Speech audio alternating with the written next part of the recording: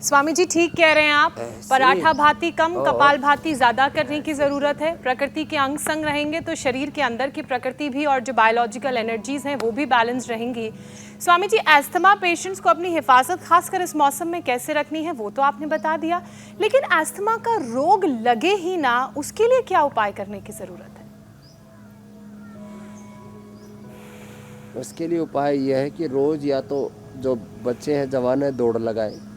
अपने respiratory tract को जो 2400 किलोमीटर लंबा है उसको ठीक करने के लिए आपको 5 से 10 मिनट की ब्रीदिंग ज़रूरी है। जैसे एक स्वस्थ व्यक्ति के लिए 5 से 6 घंटे की नींद, वैसे आलसी लोग तो 7-8 घंटे भी सोते रहते हैं। जैसे एक स्वस्थ व्यक्ति के लिए 5-6 घंटे की नींद ज़रूरी है, 2 बार का सात्विक पौष्टिक आहार ज़रूरी है, और जीवन में संयम ज़रूरी है, हैप्पीनेस ज़रूरी है। ऐसे ही रेस्पिरेटरी सिस्टम और उसके साथ जुड़ा हुआ 1 लाख किलोमीटर लंबा सर्कुलेटरी सिस्टम, उससे जुड़ी हुई पूरी इम्यूनिटी।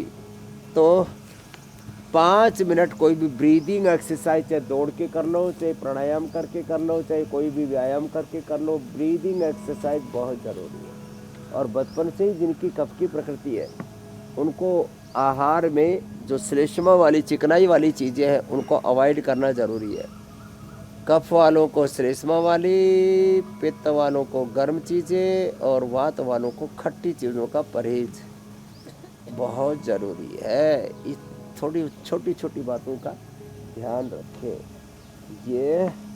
और फिर देखो, बैक्टीरिया, वायरस, फंगस का अटैक उन पर बहुत ज़्यादा होता है, तो इसलिए उनको अपनी इम्यूनिटी अच्छा रखने के लिए मैंने प्रारंभ में भी कहा, चाहे वो अश्वगंधा शतावर ले ले, चाहे गिलोय ले ले, चाहे वो इम्यूनोग्रिट पाउडर वटी या इम्यूनोग्रिट गोल्ड ले लें, या च्यवनप्राश खा लें। हर ऋतु में खाया जा सकता है। बच्चों को बालप्राश खिला दें। ऐसे अपनी इम्यूनिटी को भी अच्छा रखें।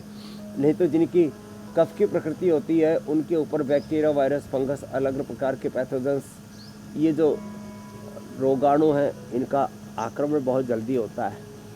और अपनी इम्यूनिटी को अच्छा रखने के लिए बैठ के, जैसे मंडूकासन, गोमुखासन बताए थे, लेट करके मरकटासन, पवन मुक्तासन, ये बहुत ज़रूरी है। तो कम से कम 5 आसन और कम से कम 5 प्राणायाम करें, और 5-7 बातें जो छोटी छोटी अभी बता रहे थे, अपने नाश्ते में, भोजन में, अपने मसालों में, अपने खाने में, चपाती में, मैंने क्या क्या चेंज लाने, ये छोटे छोटे चेंज ले आएंगे तो ज़िंदगी बहुत अच्छी चलेगी।